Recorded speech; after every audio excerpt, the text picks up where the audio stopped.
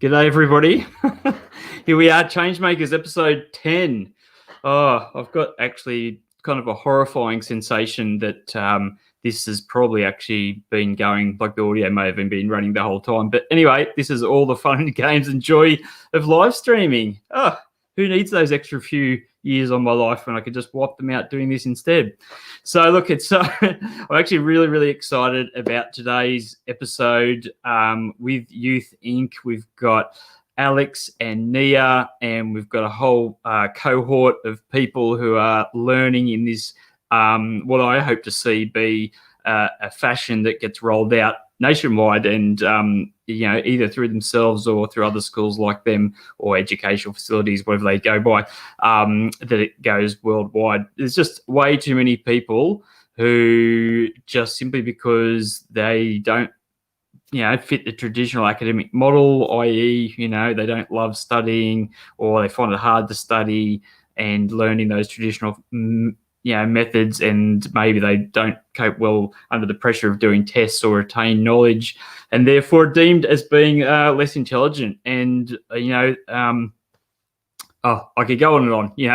There's a movie I want to make at some stage called Uneducated Genius, and it talks about all the people, both past, dead and alive, who have really transformed the world, people who invented electricity and all sorts of amazing things. So there's no doubt in my mind whatsoever that there are better ways to learn, and I think the sooner that we can get up to the current century, the better, instead of clinging on to a system developed for the Industrial Revolution, which is long gone. So I won't talk too much more. I'll get these guys on here and they can talk to us all about Youth Inc., what they do, what their model is. Are they a school? Are they a not-for-profit? What their structure is, how they've changed the way that people are approaching their learning experience and taking on board things like human-centered design, project-based learning, and I guess just really real-world relevant application. And I think that was one of my biggest challenges for sure at school, is that there were so many things that I think I tuned out of quite young because I just thought, what's the point of this? Like, there's no need for me to know this information. And Mr. Bastic, my maths teacher, I'm sorry, but I still hold true to that. I know I was making those comments all the way back then, and I still feel the same today. I don't need to be able to calculate the volume of like a shape bent around the XY axis.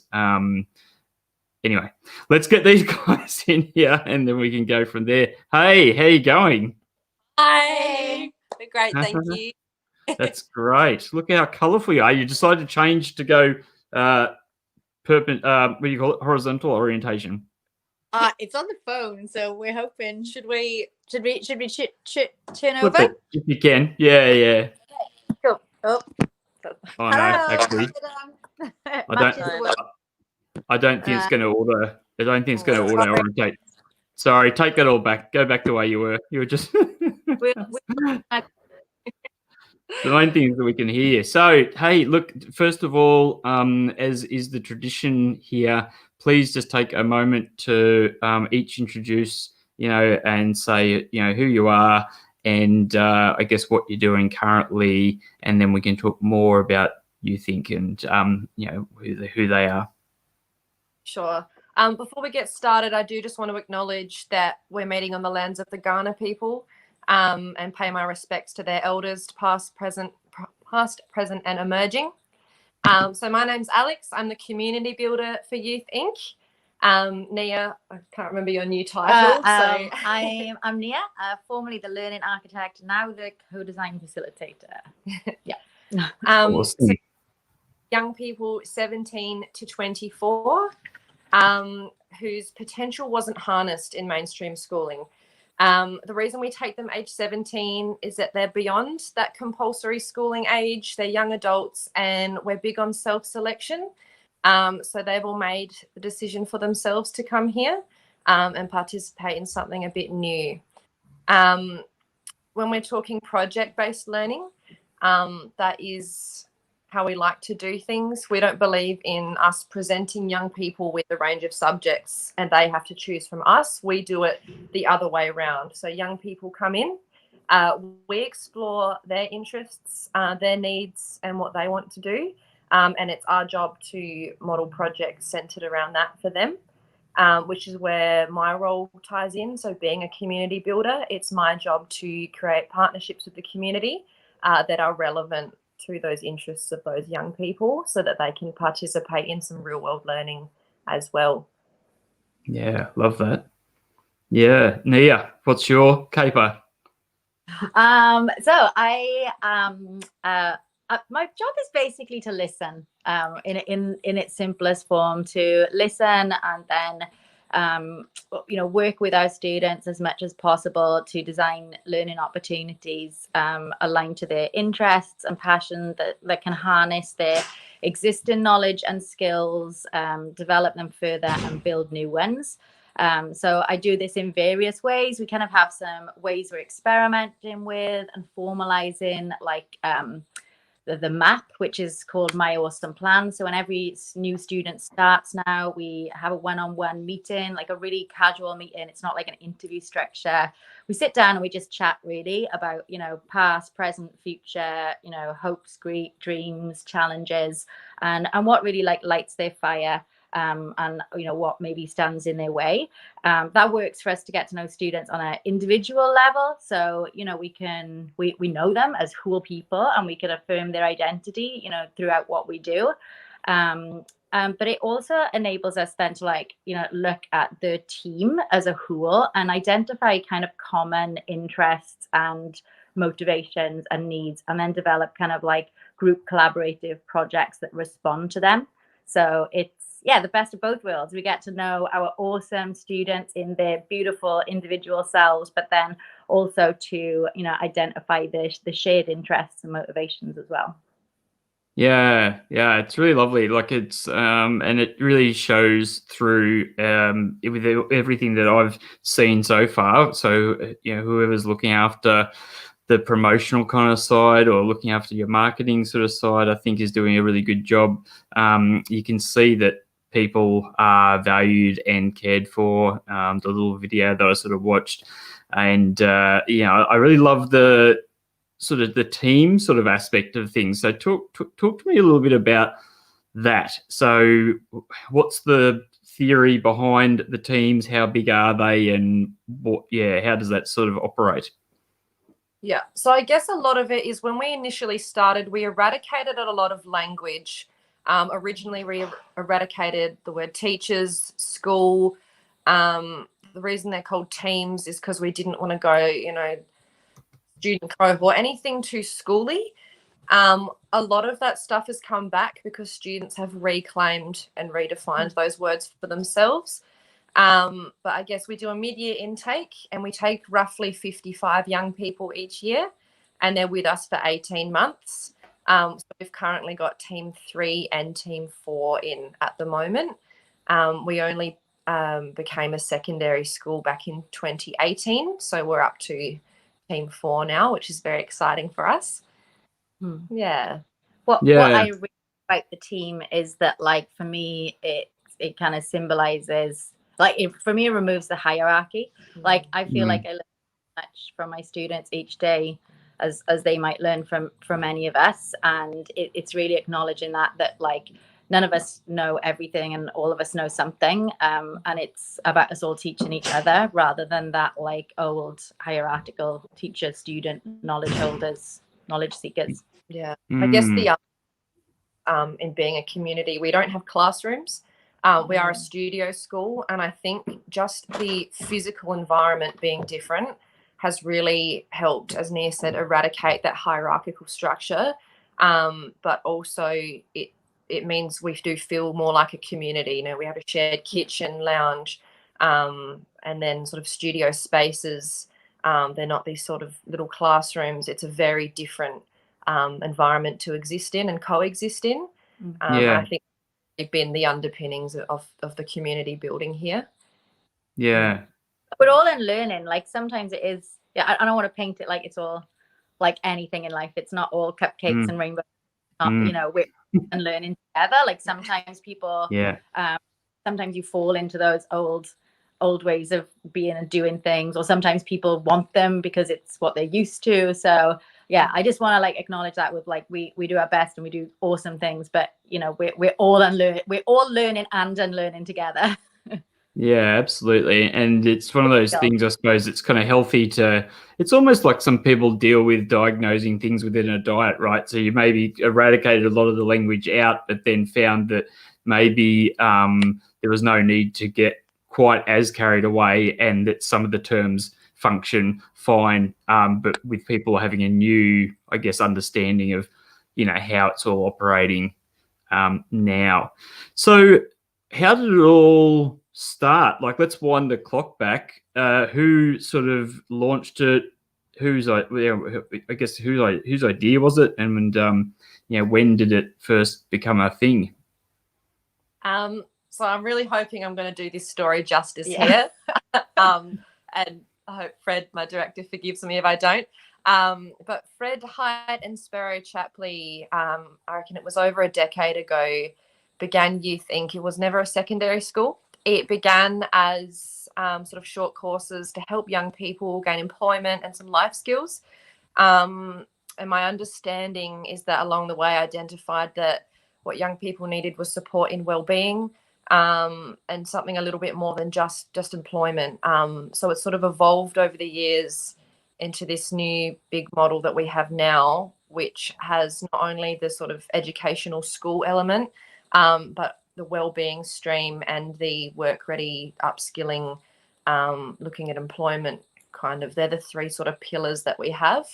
But the Sparrow Chapley, the Chapley family are a main benefactor, who have been the crucial part in bringing this to life.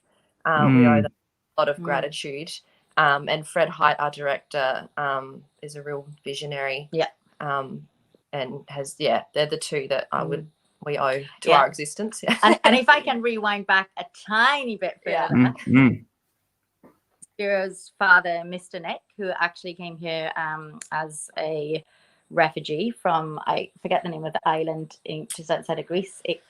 Sorry, I should know that. I should know, but I don't. But he arrived as a refugee and kind of, you know, over like, you know, really, he shares his story so generously, and he built this very successful business and empire, and you know, he was really passionate about the importance of work. But there's something that I think is a really important part of the story, which is called the big table. And Mr. Nick used to talk about how, you know, through all the difficult times, you know, being here as refugees and building their new lives in Australia, you know, the big table is a place that the family came to enjoy food and be together, and also solve problems together. And we actually have a big table in our lounge, which we use for the same things, for joy, but also for, you know, problem solving and addressing the things that don't go so right. I also hope that I've done that story justice. Yeah. But I think it's a really like important symbolic part of our story that, you know, even takes it back, you know, intergenerationally, that this has kind of emerged over generations. Amazing.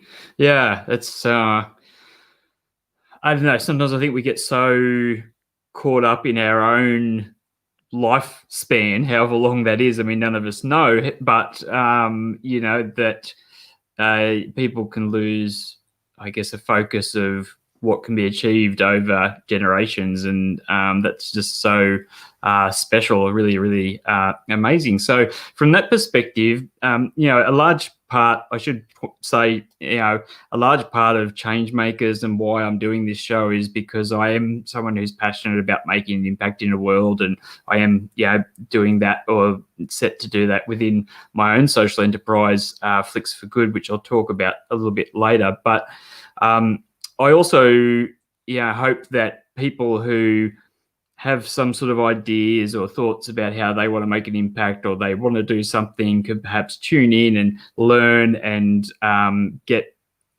knowledge to figure out, okay, if I'm going to do this thing, how am I going to do it? And one of the key things in any business organization, for profit, not for profit, whatever, is the money, right? So how do you actually get money to do things? So is that the model, or is it also part of what you do, Alex, with partnerships with businesses? I know that I saw there was a donation of a TV. How does the school finance itself and operate?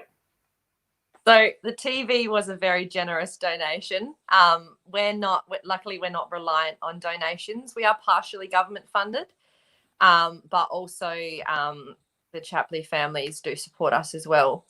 So sort of, yeah, very much not-for-profit model, and a mix of state and national state funding. and national. We're probably the worst people to ask on the finances of it, but like I know we are a registered special assistance school, and I believe only 1 or 2 of them in South Australia.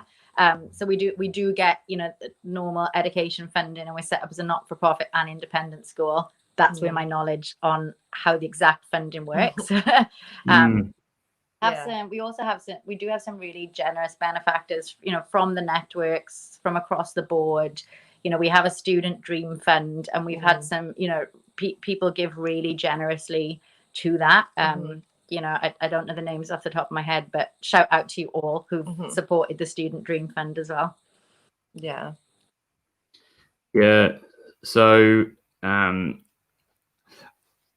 it looks as though a big part of the process is, I guess, kind of empowering the do you call them students? I want to make sure I use the right terminology here. Yeah. Students. Yeah. So a big part of it is empowering. Yeah. Oh, sorry, I think I talked over the top of you there. What were you saying, Nia? So young people or students. We did used to avoid the word student, but that's one they've reclaimed. Yeah. So that one. Yeah. Yeah, maybe just because it gets too hard to probably explain to people, and if they're chatting to somebody at a barbecue or something, I'm a young person. I'm not a student. It's like I feel like something someone says about you that you never say about yourself. Yeah. So it looks like a big part of the program is to, I guess, see what comes alive within them and see what talents they have and aptitude there is, and what I guess they need to kind of cover to still meet the space and vet requirements if they're going to do a Cert 3 through the process, is to allow them to kind of do entrepreneurial sorts of initiatives. For example, saw, and I was just going to bring it up here on Instagram, I saw that you had like a florist or that sort of thing. Like, is that still running? I thought that was kind of cool. So we're very lucky in that we're on Hindley Street, which is one of the main streets in the Adelaide CBD. And we're privileged to have this sort of pop-up shop space in the front of our school, which, as comes with it being pop-up, it's been a number of things over the years, anything from a social enterprise, gifts and goodies store, to a florist, to art gallery, exhibition style. It's a really different kind of space. But yes, we did have the flower bar as a work venture that our students were employed and paid to work in for some time.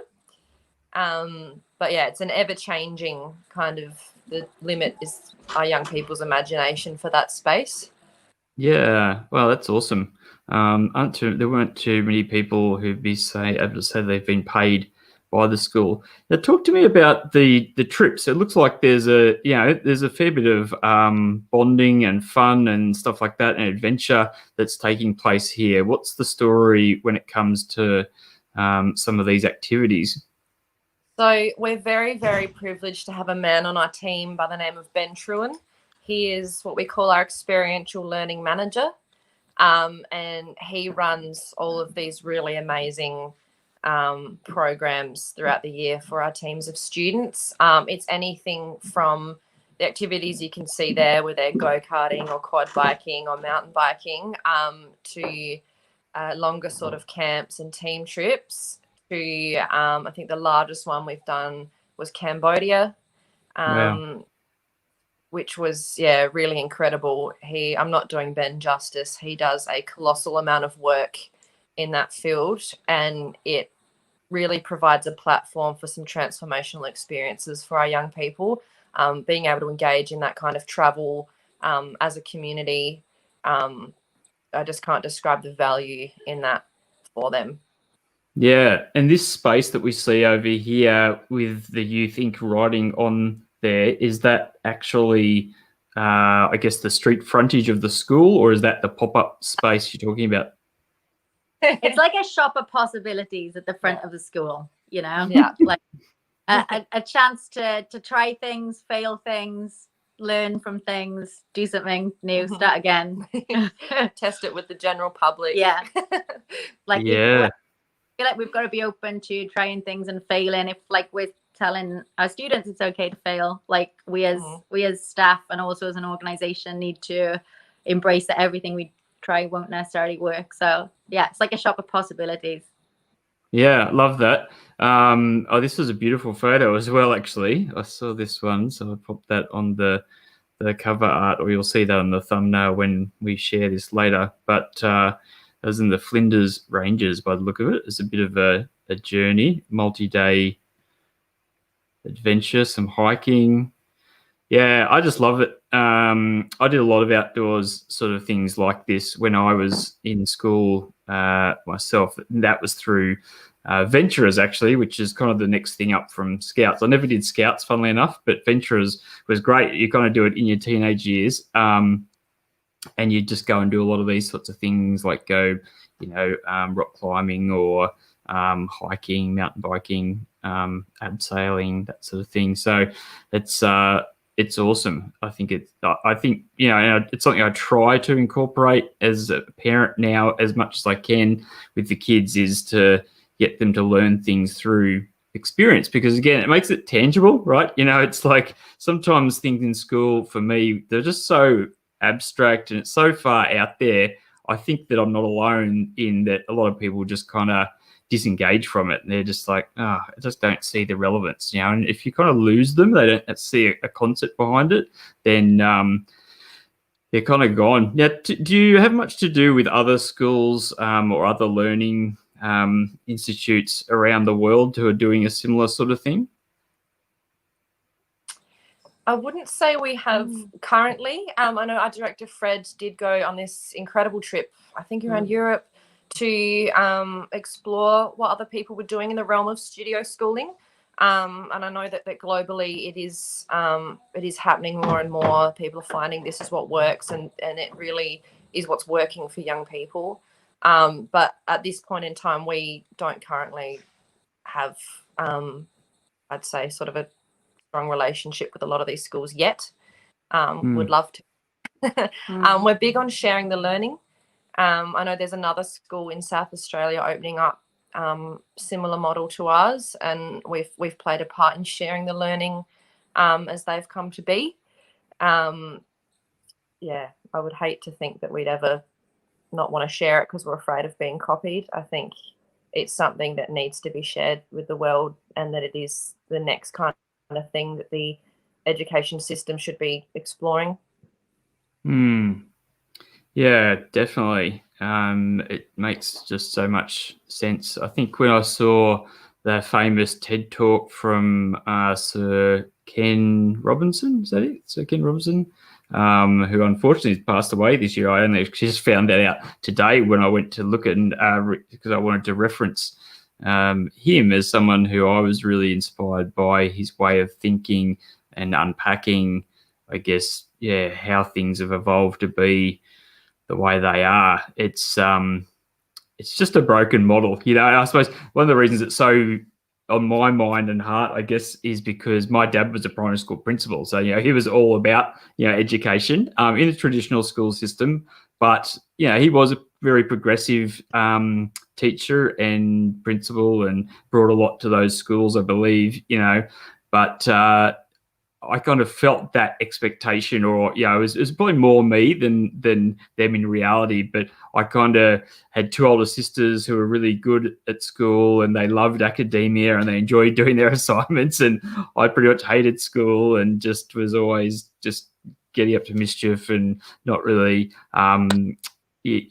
applying myself. My report cards were always, Brad could do a lot better if he just applied himself, and I feel, and through my journey now, as I've gone through adulthood, unfortunately, I've had a similar-ish experience with some different organizations that I've worked at, where sometimes I think that the people who I was reporting to just didn't understand me, and, I wasn't kind of like, just someone who was easy to pop into a box, and so it was difficult for them to manage me. Whereas I had a couple of other people who I think embraced who I am as a person and really, I guess, got behind me, and that it just made a world of difference. Like, I think certain people need that kind of, I guess, little bit of encouragement. I certainly did.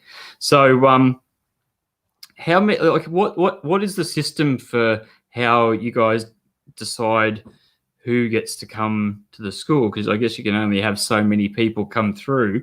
How does that sort of get determined? I'd say it's pretty cruisy. I don't think we've ever said no to anybody at this point. Typically, we look for students who have not completed their SACE, so that's the South Australian certification that they finish when they typically finish year 12.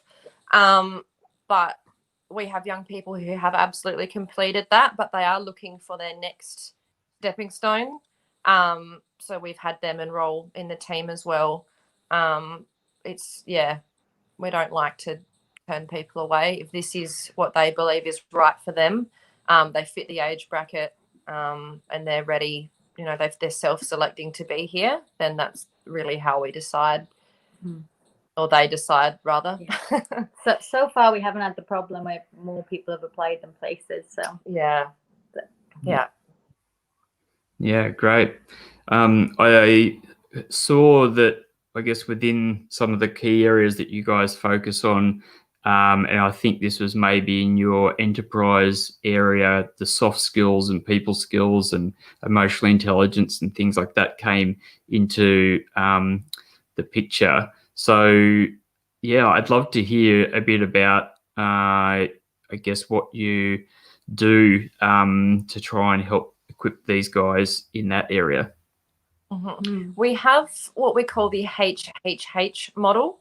That stands for headwear, hardware. I'm actually going to let Nia explain this one, because I think you had a lot to do brains behind that one. Just handball that one over there. Sorry, but I can't claim it. It was a very emergent process of looking at what a lot of people are doing, in the world of education. And I think a lot of schools are focusing on what we call enterprise skills, which are creativity, problem solving, communication, different types of literacy. Lots of people are focusing on them as enterprise skills. Personally, I would argue they are just more kind of power skills that help you be a human. You can apply them to enterprise, or you can apply them to life. So we actually rather than calling them enterprise skills, we call them hardware. Like that's the practical things that you can apply to being in this world. We have headwear. This is more the mindset type stuff. Again, I can't really take credit for this. We have an amazing well-being team here. They're influenced by positive psychology, and through working with them, they developed some of different mindsets that were beneficial. So we explore them through the different beneficial mindsets through the headwear. And then the one that was really important to me, and like not just me, lots of people, but I guess I feel is missing from a lot of curriculums is the heartwear. The name was actually inspired. I learned about this through the Singaporean education system, and it's your heartwear, like it's what affects everything. It's your identities, personal and social. It's your experiences. It's your connections. It's your values and your passions and your sense of purpose. And I really missing from a lot of curriculums. And I think it's also really important to note that we have the HHH framework, but it's not about those things, as individual, say, growth areas. It's how they're interconnected, and also how you perceive them. Like grit is one of the head words we have.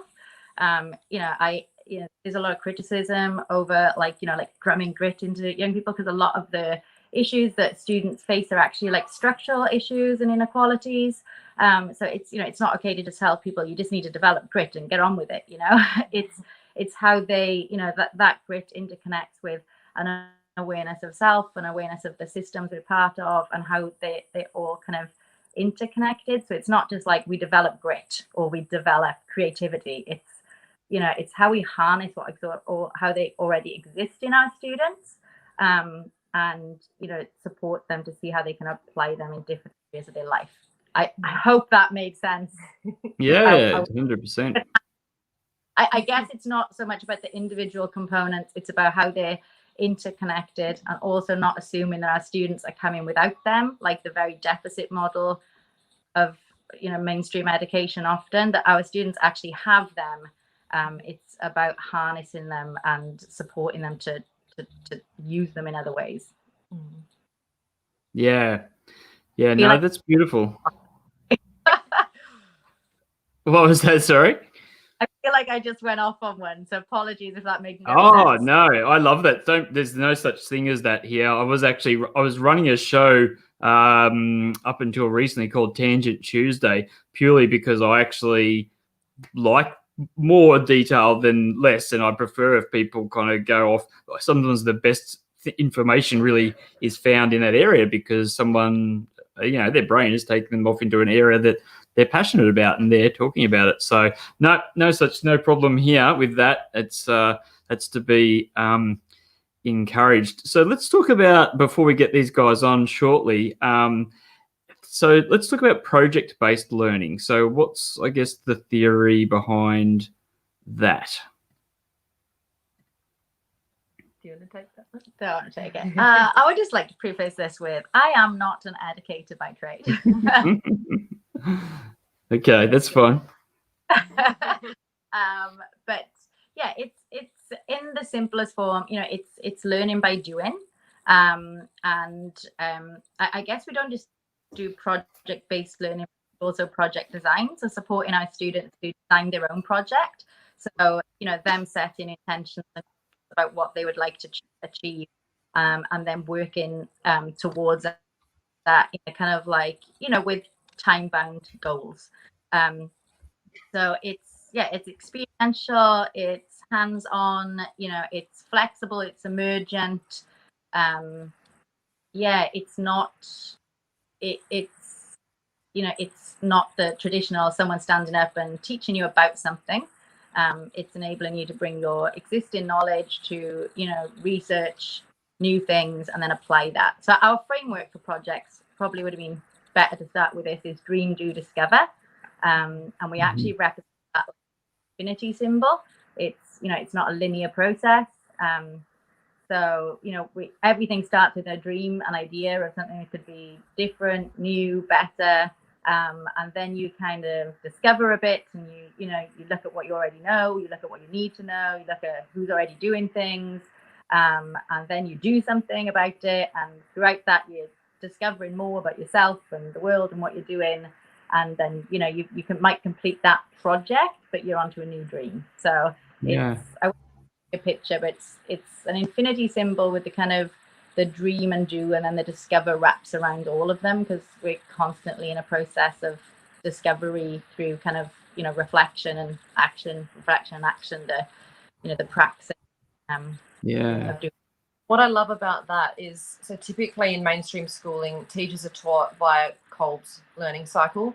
So typically they're looking at, like, you have the experience, you reflect on it, you make plans for a new experience, and you have to go in this process. Whereas what I love about ours is the order isn't fixed in that way. The reason it's that infinity symbol, as Nia said, is because it's this constant process that doesn't end, and you don't do it the same way every time.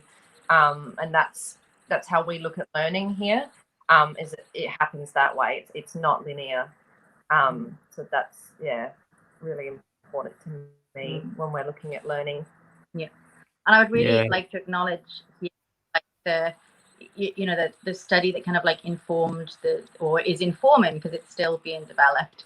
These are not new innovative ways of doing things. This is informed by a lot of critical education philosophy, a lot of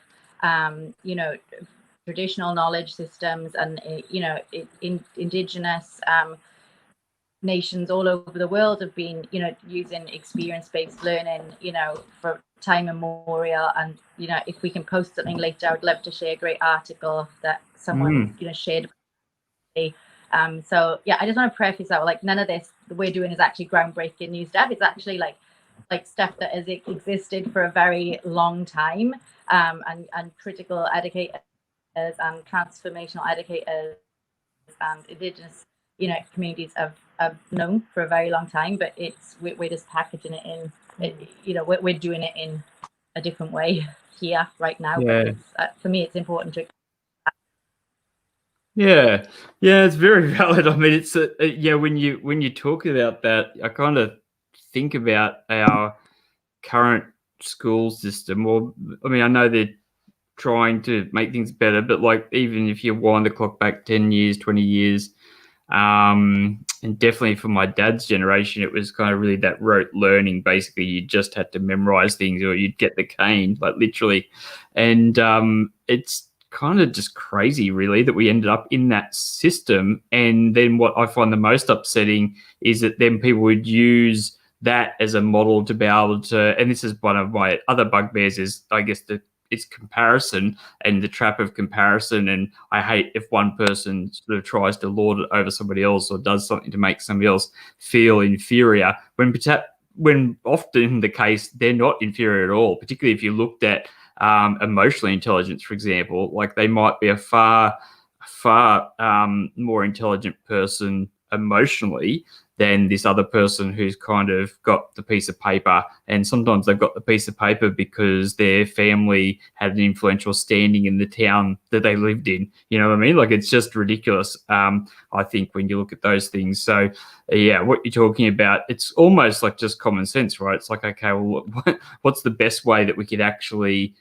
equip you with this information? And even my wife and I regularly talk about how we regret that during school there wasn't more of a focus onto the things you're going to need in your life, like on your people skills and on your conflict resolution. And not that I don't think we're acing it in that department, but nonetheless,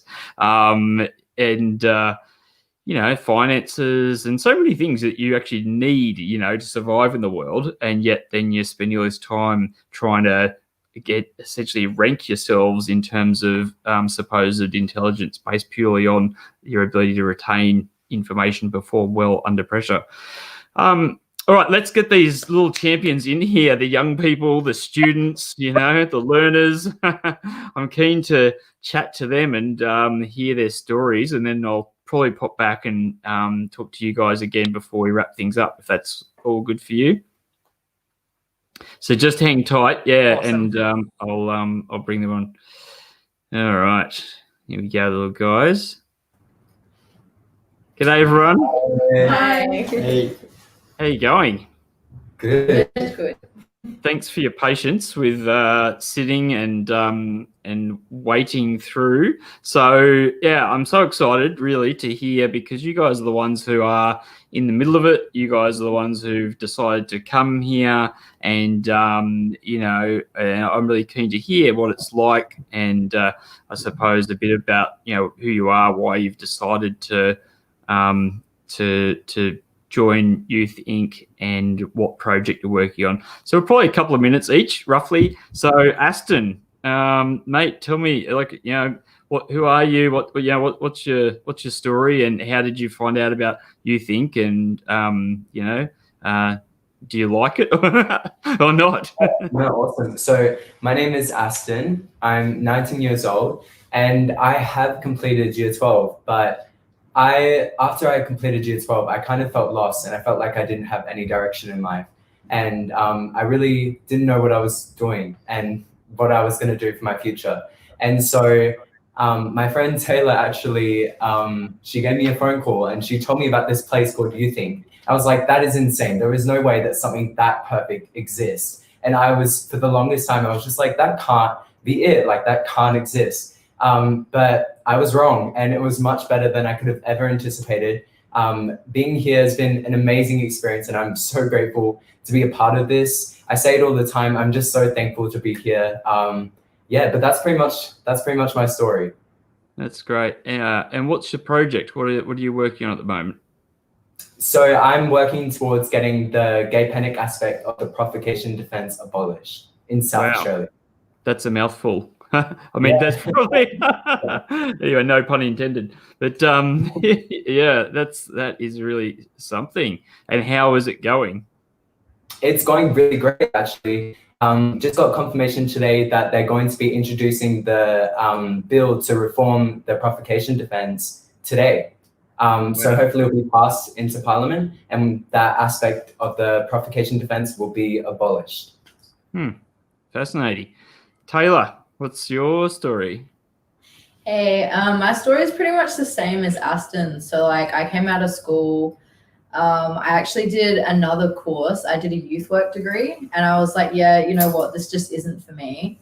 So I found out about You Think and was like, that's an amazing opportunity. I just want to go and do that. Because I'm a musician as well, and I was like, they have a lot of opportunities for that sort of stuff here. So I just really wanted to try and take advantage of that and try and pursue my dreams a bit more.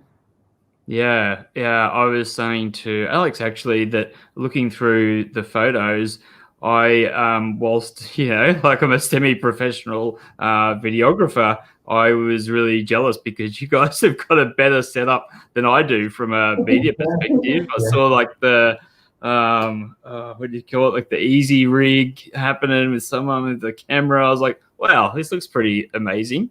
That's really great. Yeah, I love that. And I can tell there's a lot of focus on creativity, in all aspects really. Kingsley, what's your story? So I'm 24 years old. I left school in year 11, year 12 roughly. Went and got an apprenticeship as a fitter and turner and mechanical engineer. Finished that off, and throughout my time of my apprenticeship, I just realized that there was probably more out there for me than sort of what school had shoved me in a direction of going and stuff like that. Then I came across You Think, had a few friends that attended here and stuff and ran into them. Sort of got the down low of what goes on here and stuff like that, and it just sounded perfect to explore the opportunities and interests that I've always wanted to and stuff. I think school sort of just isn't the right place for people when they don't know what they want to do and stuff like that, and then you just get shoved in a direction of some sort. So the project I'm currently working on at the moment is called Skating for a Pause. So I'm looking at hosting an exhibition where local artists will contribute artwork pieces of dogs from people experiencing homelessness, and then hopefully put an exhibition together with all of that to host off the artwork pieces and to auction them off, and then put the profits towards homelessness in Australia and up and coming contributing artists as well. Yeah, that's awesome, man. I love that. I think that's a really great initiative. Homelessness is, it's a big issue. I was really naive, and my friends, I will say I'm embarrassed and probably a bit ashamed to admit, but I remember even being at barbecues when I was in my 20s, and we'd talk about homeless people. Like there's really no excuse for it. People like in Australia, there's a system there, but I've learnt through watching some of the things on Vice and what have you that there isn't enough accommodation to go around. Definitely. In my with my particular cause as well, it seems to be that a lot of people that experience homelessness with pets have to then make the decision between keeping their pet and providing for their pet, and then, you know, choosing to be homeless or to go to somewhere that may actually be able to provide things, but then not for their pet also. So it can be a tough decision for people when they're in that situation. Yeah, absolutely. Yeah, thanks for sharing, man. Right. Rihanna, how are Hi. you? Tell us about yourself. So I'm 23. I finished year 12. I went to uni. I finished uni. But then I started working in a call center, and I was like, this isn't for me. Like, I want to do more with my life. So I found out about YouThink through Aston, through Taylor, and through pretty much everyone. And then I just decided to come here and check it out. And I had a talk to Fred, and I really, really liked the sound of it. And it's been way much better than I could ever anticipated. It's been really awesome. Yeah. Yeah, it's great. What's your project? So my project is called Home Free Gifts. What I aim to do is support the homeless and people experiencing homelessness through a curated gift box. So these curated gift boxes are First Moments curated gift boxes. So we give them to people who are moving into a new home, whether it's purchasing or renting a new home. And then my aim was to help these people out who are experiencing homelessness, and just find ways to help them out. Yeah, that's so good. I love it. Yeah. Jasmine. Hi. Hey. I think you know the drill now. I finished year 12. I was going to go to uni or TAFE, but I ended up getting pregnant. Well, after having my child, I did a course that was getting a certificate in hospitality. I finished that in 6 months, and then I didn't really do much afterwards, and I just wanted to get off my bottom and, you know, try other things out. And Aston told me about YouThink, and, you know, I should come in and see how it is. And yeah, I really enjoying it and making new friends. And I'm actually not the only mother who is actually in YouThink, so I'm very happy. Yeah, I imagine, because it's a really hard thing for people to have children at a young age, and so to have someone else there is probably quite a comfort. It's something, I guess, that, you know, people can only sort of relate to until they're actually completely in those shoes. I remember before we had our first child, everyone kept saying, "Oh, everything's going to change. You're like, your whole world's going to change. Your whole world's going to change." So many people were telling us about the fact our whole world was going to change, and just was sick of hearing about it. But then, lo and behold, well, you know, we turned up, and it's like, oh, okay, yeah, right. Now it's like, goodbye. I was a kid once, and now I'm pretty much acting like an adult at 18 years old. So, wow. My God. Yeah, well, hats off to all of you. I just think it's really awesome, you know, and thanks for having the comfort and the courage to share your story, and to be honest, it looks like a great place, honestly. You know, I love there's a real strong, I guess, community sort of vibe there. I've had the benefit of working in a few co-working spaces when I was in Brisbane, and I found that to be pretty good, like, because you've got lots of other people there who often are in their kind of startup phases of their business, and so you've got lots of people who are, you know, proactively going after things, and that created a nice general vibe. And I get that impression there. Is that the way that it sort of is?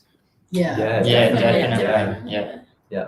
Yeah, that's nice. Yeah, so I mean, because in a normal school, I just don't think there's that level. Coming back to emotional intelligence again, I don't think there's that level there, you know, where people probably genuinely, you know, give a shit about how the other people are going and whether they're going to achieve what they're setting out to achieve. I love the social enterprise, or just the community spirit sort of stuff that you guys have underway there. So, I'm really keen to talk more with Alex and Nia and maybe some of the other people there, and just maybe, when you guys get to the point where you're going to launch things or kick them off, perhaps we could do like a bit of like a showcase episode or something, and we could sort of do like a little feature, a little mini feature. Some of those people with all the mad skills in the video editing and the video production with all those camera toys that I want, they could get that out and create a little bit of content around it, and then we could share some of that. I would love that. So yeah, I'm really keen to hear your stories, and wish you all well. Thank you. Thanks for coming on, guys. I'm just going to pop back over now to these two. Hey, how you going? Hey. You're still with me. That's good. So you had a little bit of excitement while we were chatting. Yeah. So we panicking about the sound because it was a bit dodgy our end. Yeah. I don't know what's been happening there. So you could pick up that crackly. There was some sort of nasty crackly sort of sound happening. Was it maybe a battery was dying or something in the phone? No idea. No. It's okay. It's to the connection, maybe the connection itself. Okay, it's come good now. Hey, look, hopefully you overheard what I was saying there. Like, and I mean that, like, that I would really love to touch base again when these guys get to the point where they get to launch their projects, and perhaps we can find some sort of way to share those or to showcase those. If there's anything I can do to help sort of shine a bit more light, in your direction, then I would be more than happy to do that. And I'm keen to stay in touch and to sort of just track, how you guys go. I mean, even I think, Alex, you and I maybe spoke about this a little bit, but with what I'm doing with Flicks for Good, there could be opportunities there as well as it sort of unfolds. So Flicks for Good is a video streaming service set up as social enterprise as the backbone, and so the main aim is really to raise money and awareness for different people and causes in need. I found myself in the middle of this pandemic sitting here thinking, gee, my video production business has basically gone down the gurgler. We're going to probably run out of money soon. Well, how are we going to survive? How are we going to eat? And I was just thinking about how many other people would be in the exact same boat, because even people might be surprised, but lots of people who are making good money, 70% of Australians at least are spending what they earn, so meaning that like within probably a pretty short time frame, all those bills and the car payments and all those other things, they're going to have no cash. And I was just thinking, wow, like I can't, like, what could I do to help? And then I just thought, well, how could I multiply the opportunity and how could I get as much awareness as possible? And then I was also thinking about the industry that I love, which is entertainment and video and movies and film, and the billions literally of dollars that are being made in that area. And it's even taken off higher during the middle of the COVID crisis. And I just thought there's got to be a way. So that's why I'm going after launching Flicks for Good, so that we can hopefully not combat, because it's not about that, because I love Netflix myself, but hopefully we can go head to head in an equal playing field. But we can have the fact that if people choose to go through Flicks for Good, that we can then take some of the profits and use those to help different causes and to fuel the people who are helping people who are facing homelessness or dealing with addiction or suicide or all this myriad of other causes that exist in the world. So that's enough of my story there. For Flicks, there's always got to be a little bit of a Flicks for Good story in amongst it.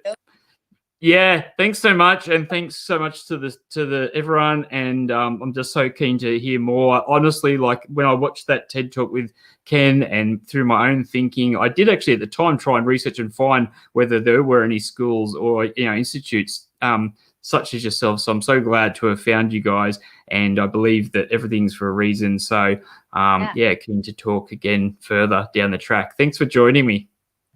Can I be really cheeky and hijack the end with some notes, because the Unfuck the World project would be a thing without our awesome all right, okay. I'm even going to let you go over the hour. We're going to go over the hour. I always try. I'm going to try and keep things under an hour, but Yeah. Sorry, Don't, Alex. don't so, rush. Tash, oh, okay. I'll do them honor. We had some amazing honor. community members. Change Shapers that shared their passion and skills with us. So I just want to honor them. I want to shout out Alex, Tash, Dave, Alex, Moyo, and and also Cameron at AIM. We all the crew bought one of these hoodies as our project so we could, reimagine a fairer future. And I just want to shout out to the work that AIM's doing there as well in the education space. Giant props to everyone who made the project possible. Yeah, awesome. Yeah. Oh, yeah. The hoodies were giving me like mega 80s flashback. It's just like, whoa, yeah, those colors. Like, I'm sure that was like my Christmas like outfit. Like, I think, I'm gonna say 84, 85 or something. I was out living in the middle of nowhere in country New South Wales, and I just got all this like crazy bright fluorescent clothes, and I just thought it was the best thing ever. I had a pair of shorts that looked very similar and that I absolutely loved. They had that fluffy, do you remember have that like spongy sort of fluffy kind of stuff that was in some of the jumpers and stuff like that? Yeah. Flashback City. Yeah, awesome. Thanks so much, you guys. Really, it's been a pleasure, and we'll share the replays after this, and we can then put it out to everybody to view from here, and anybody who is viewing later on the replay, please share it yourself because it's a great initiative, and I really think there should be more organisations like them. Anybody who can support them and what they're doing in any way, obviously reach out to them. You can find them really easily with Youth Inc. and do all the right things by me, as in subscribe, like, do all those bits and pieces. Click the bell icon because otherwise you probably won't hear about me in amongst the bazillion other things that are happening on YouTube. And thanks for joining us. Thank you. Catch you next time, you guys. So good. Yep. All right. Well, that's a wrap, and we'll talk again next week.